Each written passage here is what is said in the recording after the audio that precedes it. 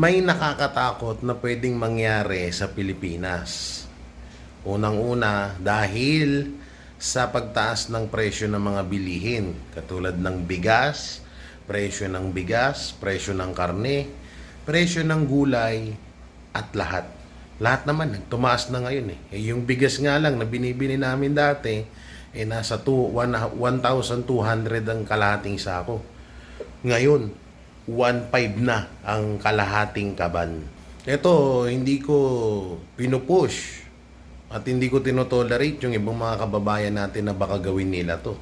Pero may posibleng mangyari to dahil nga sa pagtaas ng presyo at bilihin lalo sa atin, kung ngayon nga lang umiiyak na tayo, what if pa pag dinoble pa to? Mas lalong tataas ang krimen sa bansa natin. Huwag naman sana, pero may posibilidad na mangyari yan.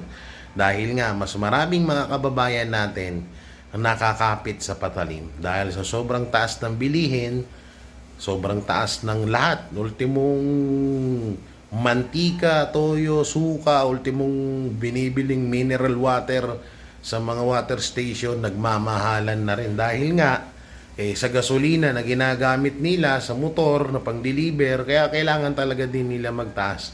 Kaya yung ibang mga kababayan natin, alam nyo, sa totoo lang, nakakatakot at nakakalungkot na maaaring or may posibilidad na mangyari na mas tumaas pa ang krimen sa bansa natin.